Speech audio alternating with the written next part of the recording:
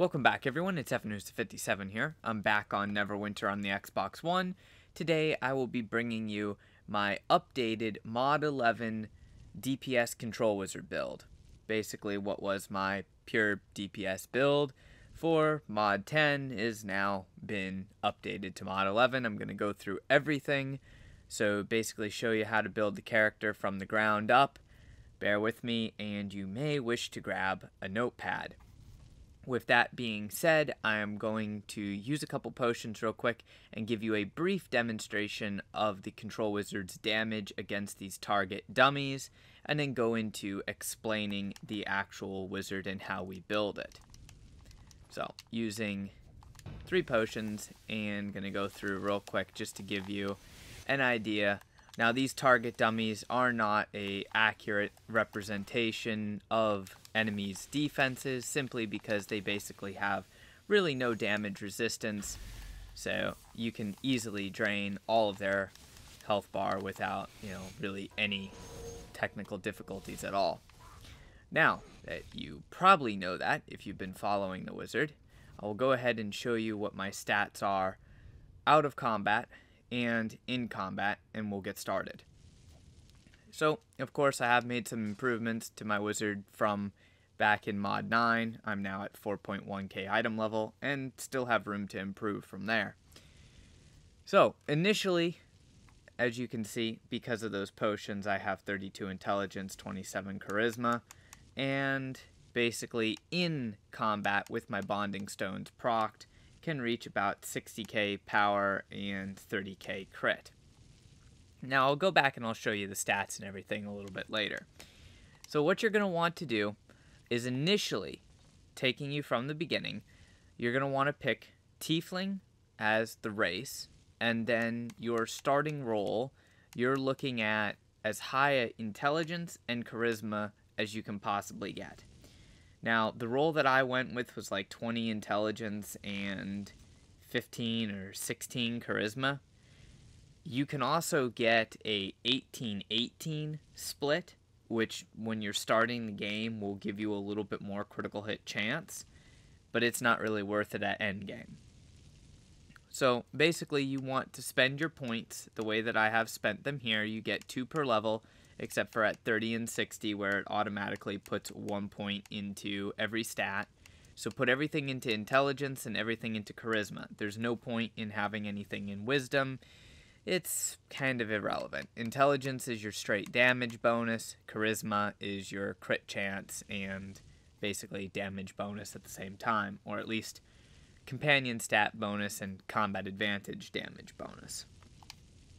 Once you have that done, now, I should mention this is going to be the Spell Storm DPS build, and basically that means that you're taking the Spell Storm Paragon Path as opposed to taking the Master of Flame Paragon Path.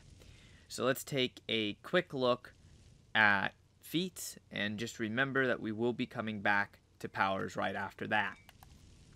So feats, there's a couple things that changed. Not huge changes, they're honestly kind of minor, and it's a toss-up. So starting with heroics, it's going to be tier 1, controlling action, 1 point, weapon mastery, 3 of 3, toughness, 3 of 3. Now I did change this. I used to have 2 points in controlling action and 2 points in toughness.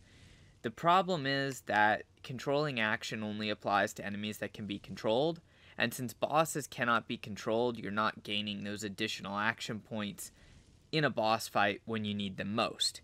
So I prefer controlling action, but the little bit of extra health does help out. As you can see on my stats, I have 112,000 health as to about 106,000 health. So I gained roughly another 6,000 health, which could be the difference between saving you long enough for your lifesteal to kick in. Tier 2 heroics. Fight on, pretty much a useless feat, basically a trap feat, because our encounter powers cool down so quickly, this is irrelevant. You don't even notice if you have it, so 0 of 5. Battle-wise, 0 of 3. Again, pointless. You create less threat. You're a DPS class. You're going to be generating massive amounts of threat. That's just a waste. Wizard's Wrath, 3 of 3. Your area of effect powers deal up to 3% more damage. That's one that you gotta have. Now, Tier 3 Heroics. This is where it starts to get into a little bit more of a gray area and not exactly black and white on the Control Wizard. So you have Blightning Power. Now, I choose 2 of 3 on Blightning Power. That gives me a 4% damage to targets affected by chill, but only for my cold powers. Now, unfortunately, you could put one more point in and get 6% damage, so gain an additional 2%. I do not do that because this only works for cold powers, and it only works on targets that are already affected by chill. So if the target is not affected by chill yet, it's not going to give you the damage bonus. Lightning Teleport, 0 of 5. This is a waste. When you teleport, you lose forward momentum. So basically, other than using it as a dodge, it's worthless for having. Arcane Enhancement, 3 of 3. Your arcane powers deal an additional 3% damage. Now, yes, that's less than the cold power one that we just talked about earlier. However, you have Oppressive Force, that's arcane. Magic Missile, that's arcane. Ray of Enfeeblement, Disintegrate, Steal Time. Those are all arcane damage powers, and all very hard hitting. So I believe that having Arcane Enhancement to 3 of 3 actually gives me more stats, more damage output. Now, for Tier 4 Heroics, we still have Focused Wizardry, where your single target powers generate 30% more damage, and your AoE powers deal 10% less damage. But it's not a full 10% negative. It's only about an actual loss of 4%, depending on whether the power is arcane or cold, because of Wizard's Wrath, Arcane Enhancement, or Blightning Power.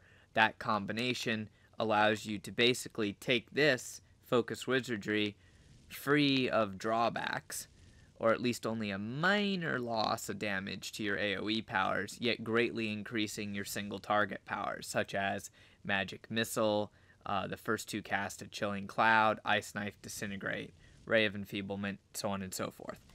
Now, on my previous Mod 9 build, you've seen that I spent my 2 remaining points in this Prestidigitation, or however you want to pronounce that, basically granting myself and my allies 2% increased stat ratings. I have since gone back to Learned Spellcaster, and the problem with Learned Spellcaster is this is honestly a toss-up. I will show you in damage a little bit later on, so you could really pick whatever you want. I did lose a little bit of stats, but I did gain a little bit of damage. So endgame, edge Learned Spellcaster. Mid-game, Prestidigitation is beneficial, but it's an argument back and forth as to which is best. For now, I'm putting the 2 points in Learned Spellcaster. Alright, go ahead and save that. Move on to your Paragon Path, or your Paragon Points. It's going to be everything in Thaumaturge and a bit in Oppressor. I will give you one more option for your last few points. But what you're going to do is 5 of 5 in Tempest Magic. When your target is below 30% max HP, you deal an additional 5% more damage. Malevolent Surge, when you kill a foe, you gain 5% more damage for 15 seconds. You're going to skip Destructive Wizardry and Snap Freeze. Those are basically useless. You're going to take 5 of 5 in Elemental Reinforcement, so that when you cast a Fire, Arcane, Cold, or Lightning encounter power, you gain a 5% damage bonus for 10 seconds, and each element may apply this bonus separately. So in other words, that can give you a 15% damage bonus just for going through one rotation. You're also going to take 5 of 5 on Spell Twisting. Your encounter powers apply Spell Twisting for 10 seconds, which stacks up to 3 times.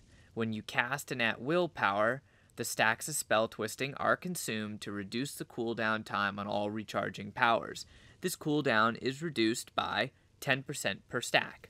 So technically, if you do a rotation of encounter powers and then an at will, you'll reduce the cooldowns on your encounter powers by 30%. Next, you're going to skip Frozen Power Transfer, and you're going to skip Far Spell. Basically, useless. Transcendent Master, pretty much also useless. You will take 5 of 5 in Elemental Empowerment. This is a key thing that allows us to do a lot of extra damage, because whenever you do cold damage, you have a chance to apply Creeping Frost. Whenever you do arcane damage, you have a chance to apply Warp Magics. Both of those are additional damage types that can be added and sit there and tick in the background. It's dot damage. Then, of course, the Assailing Force Capstone. When you deal damage to a foe, you have a chance that it will grant you Assailant. When Assailant is active, your next encounter power deals 15% of the target's max HP as unresistible damage, max 800% weapon damage. This will only affect one target when used in an AoE, and the feat is half as effective and can be resisted and deflected when used on players. So, go ahead and save that. Now, this is where you have to make a choice. You have 15 points remaining, and traditionally, I spec into Oppressor. I will show you an option and explain the difference that you can do, and then possibly with loadouts in the next mod, you might wish to have both on loadout. But what I go with is 5 of 5 in Bitter Cold, where enemies take 5% more damage after being affected by chill. 5 of 5 in Chilling Control. Sudden Storm now applies 5 stacks of chill to targets hit by the primary strike. And 5 of 5 in Icy Veins. When you activate an encounter power, all foes within 15 feet of you gain 5 stacks of chill. So basically, you can almost insta-freeze anything. This gives you a lot of stunning and controlling ability. This is much better for solo play, if you're squishy, and doesn't really matter in low and mid-game content. Now, the other option that you can do is go down to Renegade and go 5 of 5 critical power, 5 of 5 Reaper's Touch, and then go over to 5 of 5 in Abyss of Chaos. This will give you more damage, but it will only give you more damage if you are in a group. If you are working by yourself, soloing content, speccing those 3 feats will not help you at all. So I prefer to spec into Oppressor, but Renegade is an option for the Abyss of Chaos. Personal preference, really. At the end of the day, when you're running in a group, 2 wizards competing against each other, identical stats, identical builds, and everything, the one that has Abyss of Chaos will have more damage at the end of the dungeon because other players are providing additional damage. However, you will not be able to have the stuns and insta-freezes, so you're not going to want to go ahead of the tank. That's up to you. As you can see, this is what I'm still using now, is spec'd into Oppressor. So go ahead and save that. Next, we're going to go back to powers. And this is where things get a little interesting. You'll notice that I have switched to Magic Missile. Because I'm in Oppressor, I don't need to worry about stacking chill. I basically can freeze anything that's close to me. Magic Missile has a faster cast time and almost the same damage as Chilling Cloud. It's about 200 damage off max damage capability from Chilling Cloud. The thing of it is it hits faster from the time you actually pull the trigger to the time the power hits the target is less than Chilling Cloud, meaning that your damage gets to the target quicker, proccing spell twisting faster, allowing you to go through your rotation again faster. So I actually get more damage out of Magic Missile by a couple percent than I do out of Chilling Cloud, at least at this time. My secondary at will is Ray of Frost. This is really good for one single target, especially if you need to freeze them instantly at range without using an encounter power. Now for encounter powers, I use Conduit of Ice, and if you are going to use this, it belongs in your Spell Mastery slot. Then I use Icy Terrain, Sudden Storm, and Steal Time. Now this is the default set of encounter powers that I use for going through most all content. Solo, low beginning content, mid-game content. The only time that I ever change anything is sometimes for single target fights, basically for boss fights, I will swap Steal Time with Disintegrate. The other powers remain the same. Now, in case you're wondering why I have so many power points, it's because I literally have the maximum amount in the game, and when you're starting off, you will be able to get more power points by over-leveling after reaching level 70 and claiming the XP reward. There's a chance to get one there, or you can actually make them in the Sharandar campaign. I'll explain when I get to campaigns and boons. Now that you know what your encounter powers are, let's cover your active powers. You're going to be using Storm Spell no matter what. This is where 30% of the time when you crit, you shock your target. You call down a lightning bolt. Our goal is to have a 100% crit chance at the end of the day, or as close to that in combat as possible. So basically, 30 of every 100 of your attacks will cause a lightning strike. It's actually very nice. The other one that you will use is Chilling Presence. You increase the damage you deal by 2% for each stack of chill on your target. This amount doubles if the target is frozen. So that's a fantastic damage bonus. If your resting crit unbuffed is not at least 50%, you may wish to consider Eye of the Storm in its place. This is very good for burst damage and will help you soloing content, but does not help out in dungeons as much. Just keep in mind it is an option. Now for dailies, there's only going to be two that we consider. Our AoE daily is Oppressive Force, and this is a arcane power. Deals pretty good damage and hits multiple times. It also dazes the enemy, so this is extremely good for stunning any stunnable groups of mobs, plus dealing a crap ton of damage. Now for single targets, on the other hand, you want to use Ice Knife. This is potentially a Control Wizard's hardest hitting power outside of Disintegrate.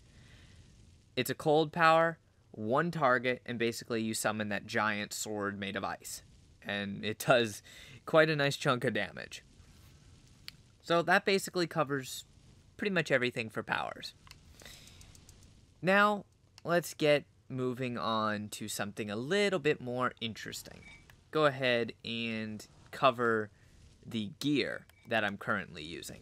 Keep in mind that this is for around 4K item level, so that's why things get a little bit complicated. You can use the build at a lower item level, you just won't have the same stats, and your gear may be different. Use whatever the best is that you have.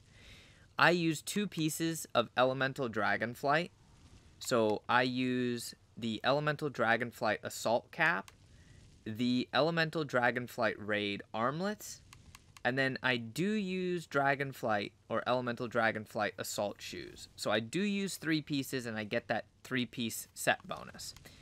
You'll see that the 3-piece set bonus isn't fantastic, but 2 pieces gives you 2000 HP and that 3rd piece gives me another 500 power. This is my farming gear. This is not my try-hard gear. I do have try-hard gear, which I will show you later. I also use the Warborn Executioner robes. These are very easy to obtain. You can obtain them with trade bars. They have good stats. It's a nice balance, power crit, armor pen, and defense. They give you tenacity, which is useless for PvE, but needed in PvP. I'll show you another optional item to use after a minute. For a artifact set, I use the Amulet of Valindra's Favor, the Belt of Valindra's Guard, and I do use the Shard of Valindra's Crown artifact. I use the full set. While the full set is not fantastic, its set bonus only gives you increased control by 15% and control resist by 10%, which, yeah, that's not the end-all, be-all for control wizards, unfortunately. It's kind of not really that great, to be completely honest with you. But there isn't a super fantastic set out there. If you wish, you can use the Valindra's neck and belt and swap the artifact for something else, but that's personal preference. Now, for artifacts, I use the Thayan Book of the Dead because it's critical strike, armor pen, action point gain. Belial's Portal Stone, power, lifesteal, and control, identical to the Shard of Valindra's Crown. And as my active artifact, I use the Lantern, which, it's good, but it's situational. So you may wish to use the Wheel of Elements, and I do have a Wheel of Elements, as you can see right here in my inventory. The problem is its stats are crap. The only good stat on there is power, and unless you get the fire, it doesn't really warrant using. So in certain circumstances, it's actually better to use the Lantern because the wheel is harder to get all the time. Now, I do use the Gemmed Exquisite Elemental shirt and pants. I have not found a set that I like better. They are reinforced with Everfrost damage kits, just simply for doing FBI and MSVA. And then for rings, you want to use the best stuff that you have. For me, that is a +5 Rising Lifesteal, and that has 2 offensive slots, which is the main reason why I'm using it. And then I have a +4 Ring of Brutality, which gives you 4,000 power when you enter combat, or basically every 30 seconds in combat for 8 seconds. If you have a +5 Brutality and a +5 Rising Power, those are pretty much the 2 best rings in the game. But if you don't have them, don't worry, just use the best that you can. Now, let's get a little bit more complicated and talk about enchantments. Utility slots are easy. As you can see, I'm starting to use dark enchantments in my utility slots. When you are at the point you no longer need refinement, dark enchantments are perfectly fine, but not 100% required. I do use a Fey Blessing enchantment in a utility slot to gain more refinement. I also use a Dragon Horde enchantment in a utility slot. And one of my personal favorites is the Quartermaster enchantment, again to gain refinement. Now, one of my utility slots, which is something that I do different from most people, is I use a Savage enchantment. And the reason why I do that is because it is split gold gain and XP gain. The gold is nice for buying things from other players and transferring enchantments around, and the XP allows me to claim more experience rewards, thereby in the long run I generate more diamonds. Personal preference on what you want to use what's best for your situation. Now, in offensive slots, the best enchantment to use is Brutals, because they give you split, power, and critical strike.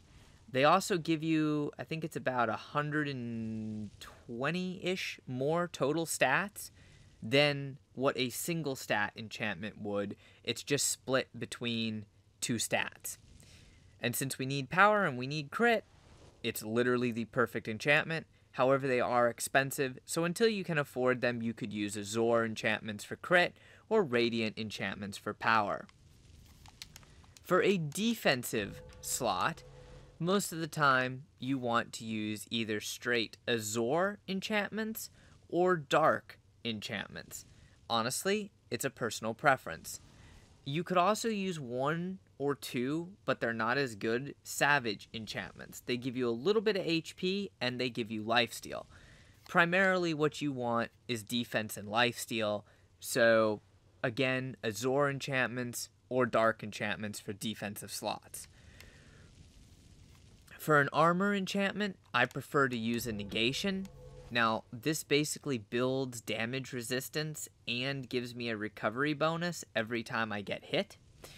And since when you're soloing content, you get hit all the time, and when you're in most low to mid-game dungeons, you do get hit from AoEs and, mobs, so it's quite useful. In end-game dungeons, you may wish to use a Soul Forge, or if you're very squishy, you may also wish to use a Soul Forge. That's complete personal preference. Now you see for an artifact set, I do use the Mana Seeker set. This is the mod 10.5 Relic Weapon set, for those of you who are more familiar with it by that name. It is a very strong set. It is the exact same stats as the Mod 11 Ascendant weapons. The only difference is you actually have to pay attention to when you're using the set bonus. The set bonus can be very, very good, but it can be wasted very easily. Basically, what it does is if you dodge, block, sprint, shadow step, whatever, if you use your left stick ability, it procs the defensive ability, which increases or decreases your incoming damage by 10% and increases your run speed by 15% for 10 seconds. That's all well and good, but we're not tanks. So what you want to do is proc the offensive bonus, which increases your damage output by 10% and heals you 15% of your health over 10 seconds. Honestly, that heal is neither here nor there. You want the attack bonus. For a weapon enchantment, I do use a Transcendent Lightning. This works better at end game. The more times you hit targets, and especially in mobs, it works fantastic. But in lower content and soloing content, sometimes I do still prefer to use the Dread enchantment. It's personal preference, so don't freak out if you have a Dread and you don't have a Lightning. Both enchantments work. Lightning at endgame does do more damage, though. The reason why Lightning does more damage is because it has power scaling. The more power you have, the higher the damage bonus from the Lightning enchantment. Also, the damage from the Lightning enchantment can be chained, and that chaining damage can crit if the attack that procced it crit. Something to keep in mind. One last piece of advice on artifacts. Some people have asked me about this Belial's Portal Stone and substituting, say, the Sigil of the Controller for it. You could do that. You could even substitute the Fragmented Key of the Many Stars, which is the new artifact from the Master Spellplague dungeon, if you really wanted to. That artifact is power, crit, and armor pen. Now, I'm going to show you in combat how my stats look, and then I want to show you one other piece of gear just so that you can keep in mind why I might change things and why I have the gear that I do. Now you'll see with Companion's Gift procced, so from my Companion attacking, and I'll cover the gear on the Companion in a second, I have 60k power and basically just under 30k crit. I also have a lot of armor pen, so I reach a 98.7% crit chance with 100.5% crit severity and 66.8% damage resistance ignored. Now that is about 4% damage resistance ignored, too much. However, the way that I can change that is actually by getting rid of that piece of Warborn gear. That piece of Warborn gear is very nice, but as you can see, I have Tryhard gear. Now, what I call Tryhard gear is Vivified Mana Seeker's gear.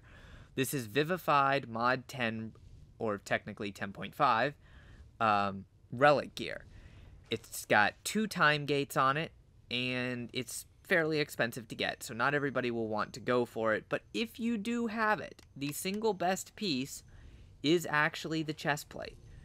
The chest plate does give you more stats, more HP, more power, more crit, but you sacrifice that 487 armor pen and the tenacity. Now, since you've seen I have over the 60% damage resistance ignored, even at tier 1 with no combat time remaining, this Vivified Mana Seeker's Raid Robes has better stats than the Warborn Executioner Robes. So if you want to use it, you can, if you have it. You can also switch all your gear, which I do when I'm really trying hard in dungeons. I switch that gear to the Vivified gear and change my enchantments over. Now there is one thing that I know some of you are going to say I didn't cover, and that is overload slots. Basically, if you go to your enchantments, the gear will have an overload slot and you can select it. You can use the corrupted black ice ones. You can also use black and red greater dragon glyphs. Honestly, personal preference and depends what stats you need more. Alright, now that we've covered initial starting setup and we've covered gear, enchantments, all that fun stuff, powers and feats, let's go ahead and go to the next logical thing, which is companions. You will see that for my summoned companion, he has technically my best gear. And this way you can gain a crap ton of stats, because you're going to use a striker companion with bonding stones. Now this is where it gets interesting. Mod 11 introduced the Skirmish Illusionist Gambit, which drops very good companion gear. Companion gear that's pretty close to the Adorable Bites gear, especially the +4 Fierce gear. Now the problem with that is it's very rare to get, so it really depends on what gear you have. What gear you have determines your summoned companion. For me, it was easier to get rings, so I'm using my Con Artist. If you have talismans, you may wish to use a Fire Archon, or two better choices are the Sellsword and the Rebel Mercenary. They are basically identical to the Con Artist, except for the fact that they use different gear and they have triple offensive slots for the bondings, as opposed to the Con Artist, which has 2 offensive slots and 1 defensive slot. Now, personally, I'm fine with this. I do have a +4, or basically just a purple Astorian Ring of Dodd, and then I have 2 greater Astorian Ring of Dodds, or the legendary rings with double offensive slots. Again, trying to stack brutals whenever possible in the offensive slots to give myself as much power and crit as possible. Now, the reason why I recommend the Con Artist, Sellsword, or Rebel Mercenary is because on the final strike of Wicked Strikes, it shreds 10% of the target's defenses. That unlocks when your companion reaches the rarity of blue, or rare. That does stack for every Con Artist, Rebel Mercenary, and Sellsword in the group. So if you have 3 DPS in a dungeon and all 3 DPS are using Con Artists, you are now shredding 30% of the enemy's defenses, especially useful on bosses. So that's my summon. Now for active companions, I have the Air Archon, because it increases your damage against targets not at full health by 5%. Each additional active Archon increases this bonus by 0.5%. I have the Aranese of Belial at purple for 10% increased critical hit severity. Then I have the Fire Archon, also at purple, which increases your damage against targets with less than 50% HP by 7%. And I do have the whole Siege Master, which at purple you deal an additional 4% damage, and that damage is doubled to 8% if you're in the Guild Stronghold. Instead of this companion, if you really wanted to do it, because there's a huge argument on which companion is actually better, but there was a ninja nerf to it, so it's not necessarily the absolute best thing that you could possibly do.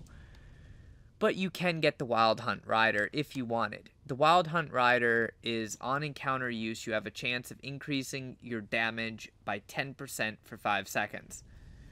The problem is, for the Control Wizard, even with spell twisting and everything, I don't like to rely on a chance. I like a guarantee. So I prefer the Siege Master and the Aranese of Belial. This is personal preference. If you have it and you want to use it, you can. It's up to you. So, now that you know the companions that I use and the powers and everything, we have one last and final thing to do, and that's Boons and Mounts. So, for Boons, starting from the top, ignore the PvP campaign. It's pretty much irrelevant except for PvP. For Sharandar, you're going to want the Dark Fae Hunter, 400 power.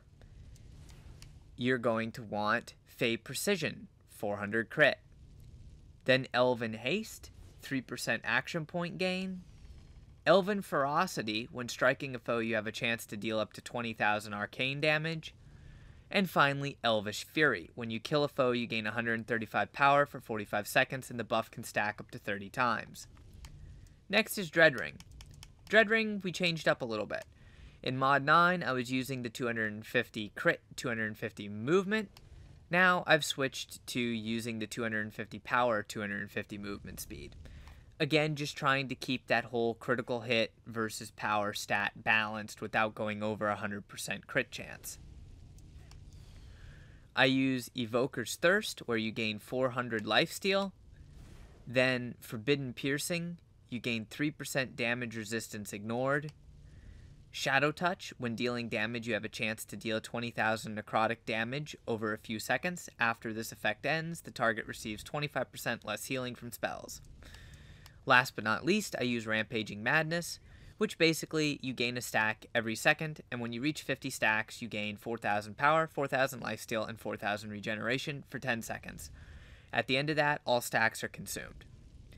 It's a pretty good thing. Not the best boon in the world, but pretty good. I like it. Icewind Dale, I go ahead and use Encroaching Tactics for 400 combat advantage bonus.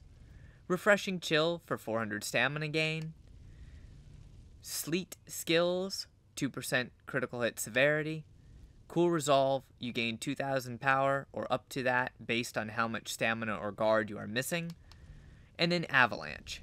It's not the best thing, but basically when damaged you have a chance to gain a stack Avalanche. At 20 stacks, taking damage clears the stacks and deals up to 15,000 damage to nearby targets. The reason why I take that is really nothing else here is good. The next best thing is Rousing Warmth, which only really applies when you're in a group or if you've taken damage and healed it off with a lifesteal.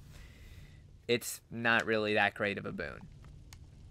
For the Underdark, I like to take Primordial Might for 400 power, 1,600 hit points.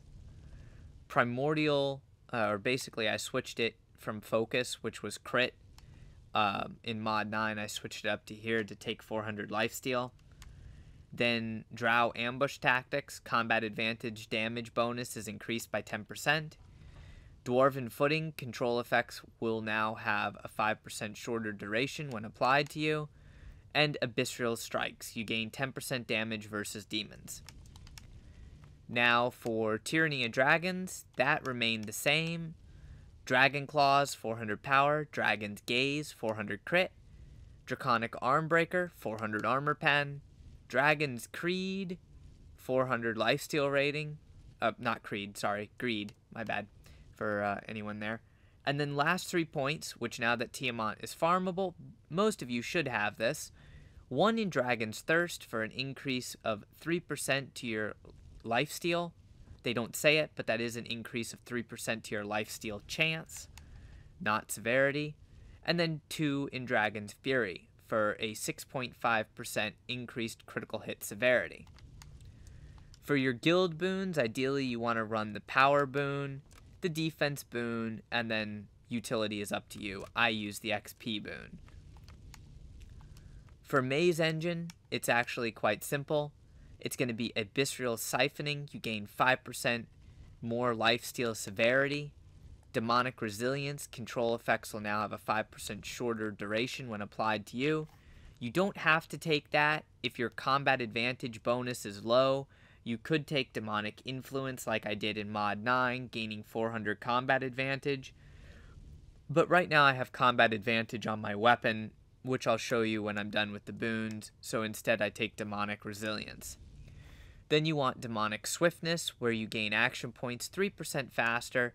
And for a final boon, it would be Baphomet's Might. When striking a foe, you have a chance to gain up to 2,000 crit for 6 seconds. If you don't want that one, the other one that you could use is when below 30% health, you gain a shield increasing damage resistance by 60% for 3 seconds. But usually when you drop below 30% health, you die instantly. So that's pretty much not a good one. The only reason why I would take it, if any, is if your crit is over 100% chance when in combat. Now for Elemental Evil, this remained the same. Wave of Force, 300 power, 2,000 maximum hit points. Heart of Stone, 4% lifesteal severity, 2,000 maximum hit points. Searing Aggression, 400 critical strike, 2,000 maximum hit points. And the last one is Gale of Retribution. When taking damage, you have a chance to heal up to 24,000 hit points over a few seconds. After this effect ends, your critical strike is increased by 1,000 for 10 seconds. Now again, if your critical strike is so high that you are constantly at 100% crit chance, you may wish to use Wall of Wind instead. It does the same thing except gives you 1,000 recovery for 10 seconds instead of the 1,000 crit. Personal preference on that one. For Storm King's Thunder, assuming you have completed this campaign, I have Cold-Hearted, 2% lifesteal severity and 1000 HP. Survival Instincts, 400 incoming healing bonus and 2% Everfrost damage resistance. Icy Wrath, chance when taking damage to gain up to 2000 damage bonus on the next attack. And then Vengeful Heat, when you kill a foe, you have a chance to deal up to 2000 fire damage to all nearby enemies, and you also gain 2% Everfrost damage resistance. This is not good against bosses, but is very good against mobs. Then you have, for a final boon, I put all 3 points into Chill of Winter, so that when you strike a foe, you have a chance to gain a stack of Icy Chill at 10 stacks. The next attack clears all stacks and releases a burst that does damage up to 14,000 damage to targets close to you. The damage over time effects or dots will not trigger the ability. I really like that one though. It's a nice boon. For the Cloaked Ascendancy, the boons are not as great. The first one that I took is Fiery Frenzy. You gain 2% critical strike severity and 1000 HP. The next one that I will take, it's honestly a toss-up. If you're using the artifacts that I have, then you might want to take the Soothing Zephyr for the recovery. But if you are not using the Belial's Portal Stone for its lifesteal, then this Fey one for 500 lifesteal may be better for you. It depends on what artifacts you're using. Both ores are really lackluster, to be honest. When you kill an enemy, you have a chance to emit an aura of despair that stuns up to 5 enemies within 25 feet. Well, we stun enemies anyway, so that's kind of pointless. The one that I guess has the most benefit is Aura of Hope. When you kill an enemy, you have a chance to emit an Aura of Hope that boosts AP gain for all allies within 25 feet for 10 seconds. It's nothing to write home about, but it would be the one that I take of those two. And of course, for a final boon, you have to pick whether you want the Critical Strike, or when you deflect an attack, which we don't have high deflect, so that's pretty much useless. Basically, it comes down to 2 of them. Either the Aberrant Slaughter, where you have a chance to slay lesser aberrant creatures outright when attacking them, which isn't that great, or Aberrant Power. When damaged by a foe, chance to gain a stack of Aberrant Power at 10 stacks. Taking damage will clear the stacks and deal up to 10,000 damage to nearby targets. Aberrant creatures take double the damage. This is the one that I will go with because none of the end boons really are that super fantastic. This is at least, you're going to get hit in dungeons, you're going to get hit soloing content, so you might as well be able to explode and do some more damage to the enemy. That basically covers everything for boons, at least all the current campaigns. Now what I wanted to show you on my gear was one final piece of things, and that's called the Artifact Powers. I use Magic Missile because that's what I'm using as my primary. It gives it an increased damage bonus by 8%. If you're using Chilling Cloud, then you'll want to use the one for Chilling Cloud, but that's personal preference. Really, it depends which one you're using. And for my Offhand, I am using the power for Storm Spell, where Storm Spell now has a 5% chance to deliver an additional strike. And I am using Combat Advantage bonus. Now, like I showed you earlier, you could switch the one boon and get 400 Combat Advantage there, which is what I will be doing in Mod 11B. And I will be switching it off of my weapon in favor of Action Point gain. Until then, I'm using it on my weapon and not using it in the boon. Personal preference, and I still have a total of 1,671 Combat Advantage bonus, which gives me a full 9.5% damage bonus, because once you hit basically 1,800, it's extremely minimal damage bonus. I had 2,071 before, and I had 10%, so I had an extra 0.5% damage bonus. Not even remotely worth it. Now, depending upon what gear you have, your artifact, neck, belt, and rings, you're going to want to gem those for action point gain. And your gear, you will most likely want to gem for power or crit. Personal preference on that. It just depends on the stat that you need. I do not have these pieces of gear reinforced because I am waiting for the mod 11B or 11.5, whatever you want to call it, Mastercraft gear. Last and final thing I'm going to cover is mounts. I do realize that I have a legendary mount. If you do not have one, don't worry about that. That all comes as you progress through the game. So for me, I have a Black Ice Warhorse. That's why I have the combat power. As an equip power, I have 4,000 power. If you have a legendary, you either want 4,000 power or 4,000 crit. If you do not have a legendary, the next best thing is an epic mount that gives you 2,000 power or 2,000 crit.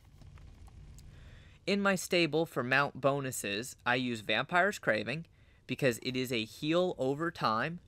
So whenever you lifesteal, even if you lifesteal for only 100 health, you receive this heal every second. It's very helpful for soloing content, and I probably will never replace it. I use Assassin's Covenant, which you lose 10% of your defense, deflection, and lifesteal, and gain the combination of lost stats as power.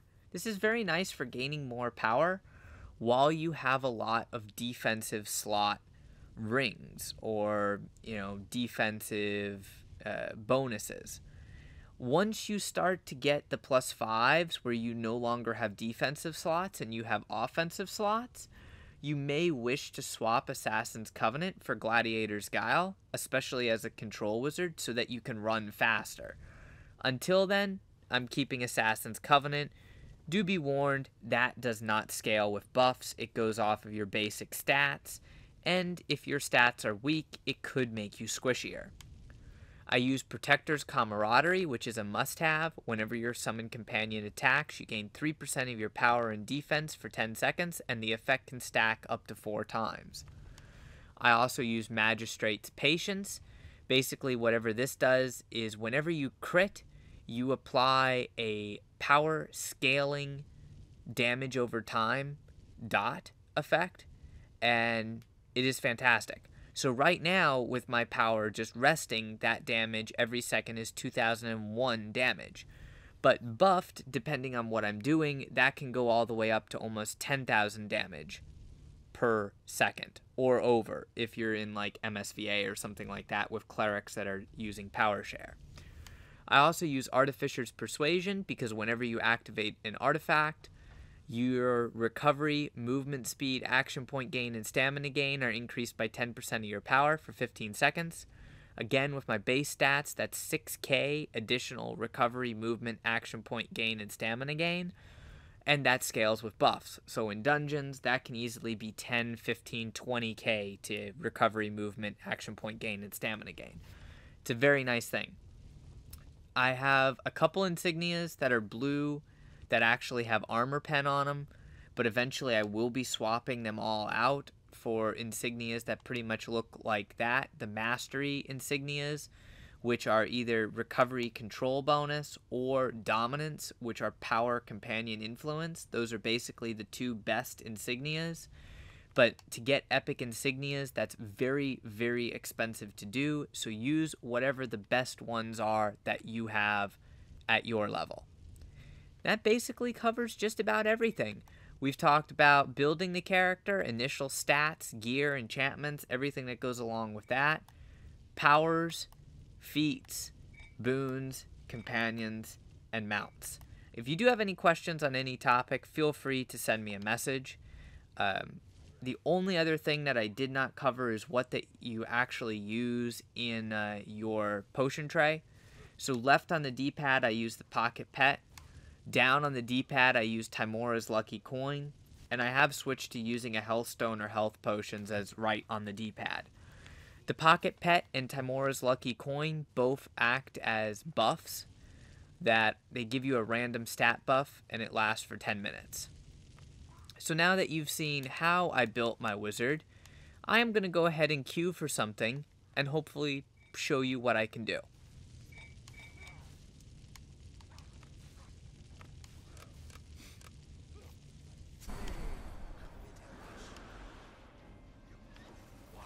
Alright, here we go, back in it. Got a team for ELOL, or otherwise known as the Epic Lair Lostmouth.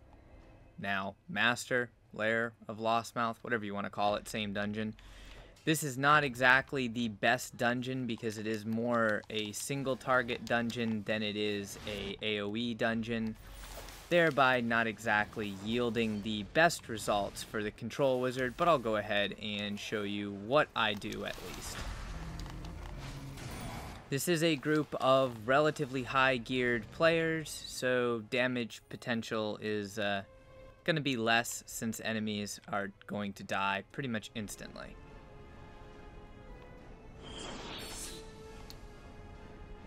Now you'll see, because of the fact that we don't have loadouts, I'm not taking the time to switch Steal Time to Disintegrate. Technically I could, since those guys are actually just sitting back there doing I'm not entirely sure what. Apparently aggroing additional enemies. I guess they wanted the free DPS.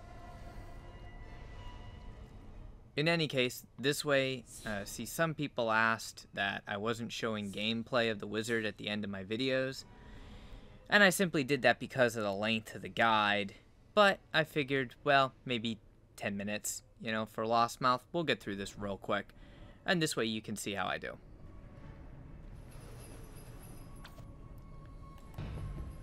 Now, usually I want to get that attack bonus, and we don't really have a tank, which is something that I don't like running no tank now, because you're going to pull the aggro, and that means less DPS, a lot less DPS, but this is not the group that I chose. And this is not going very well at all because they did not have a damn tank.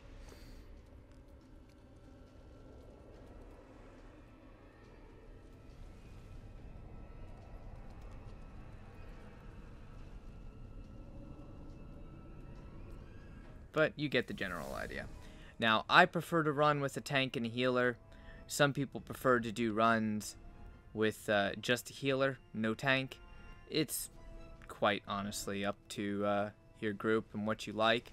Since I'm using the mod 10.5 relic set, I like to start off with Conduit of Ice, and then I can teleport into combat. It just makes it a little bit easier, because if you teleport first, you will proc the defensive bonus, and most of the time, you actually don't want the defensive bonus. For certain instances, if you're soloing a boss, or like trying to get through these fireballs, having that teleport and defensive bonus is not exactly a bad thing, but you usually want to have the offensive bonus, since the whole point is to do damage.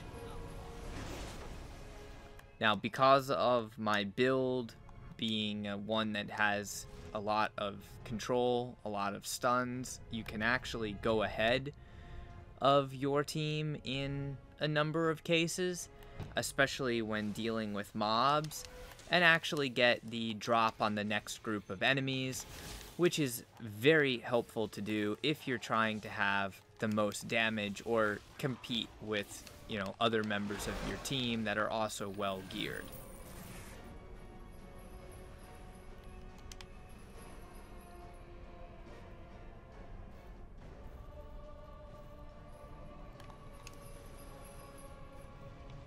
Now this is going to be a little bit more interesting because we don't have a tank. And normally you're going to do the scorpions where you fight both scorpions at the same time, except that's when you have a tank. So this is going to be a little bit tricky and going to involve a lot more teleporting.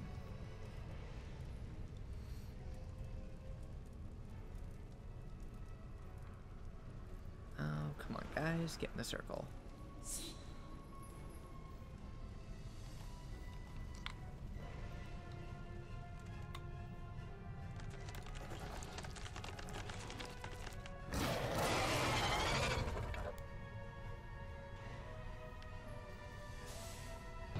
So normally I would just go straight up the middle and grab both scorpions, being able to attack them at the same time. However, since we have no tank, this is definitely not going to go as well because they're splitting the damn scorpions. This is actually not a good run, period, at all. Should have never used this for...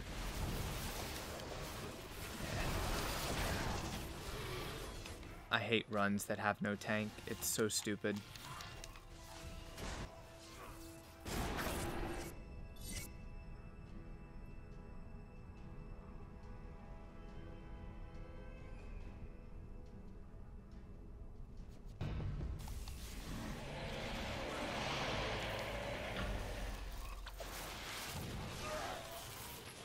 For those of you that don't know, this is basically only to get your action points back. And traditionally speaking, once you have your action points in your daily, it's best to just go wait up at the door. If you're a wizard, you can kind of just stand here in the middle and kill all the enemies, but it's honestly quite pointless. Any of your team can do it. These enemies are very, very weak.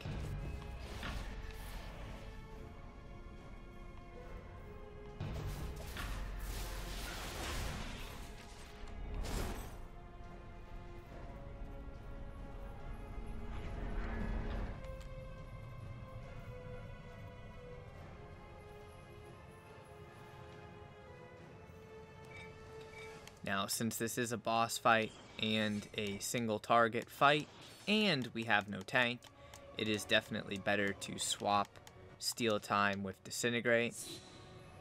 In the next mod, when we have loadouts, it'll make doing this a lot easier. So, we are agreed then, my Lord Lostmouth?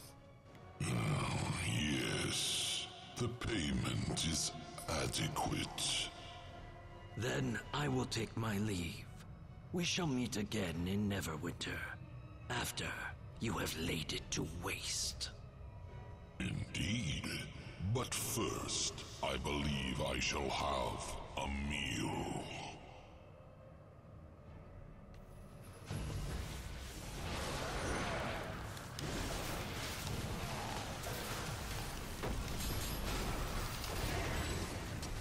As you've seen, I did have to teleport and dodge his attack.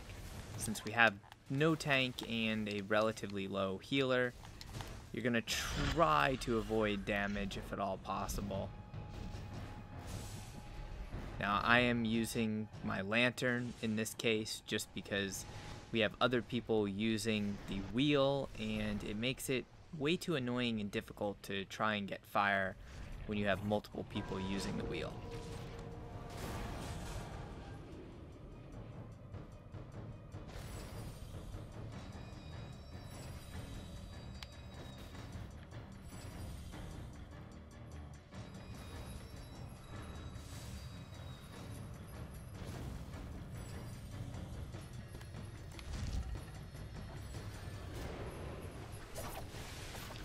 So again, I want to go ahead and basically get fully buffed. I've got my cold stacks. Then I'll use the lantern and ice knife, disintegrate, and he's basically dead. So not a whole lot to see there. It's not really a difficult dungeon to do at all. It's just kind of something basic.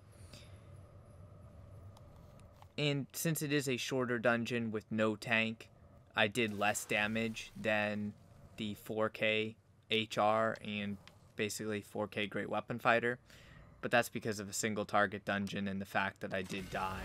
So at least you can see what you do. Personal preference, though. Completely up to you what you want on the build. In any case, at the end of the day, hopefully you enjoy the build. Even though I didn't have the best group and the best dungeon to ideally show off the wizard, you get the general idea. And it can be a competitive class as long as you get to the enemies first. It also does better in dungeons the more enemies there are. So mobs, fantastic damage on as long as you can get to them first, and ideally have a tank so the boss doesn't aggro on you, which is what happened to me in the last dungeon. Hopefully you enjoyed. If you have any questions or comments, make sure you leave a comment. Otherwise, go ahead and smash the like button, share the guide with a friend, and of course, subscribe for more content. Until next time, stay frosty.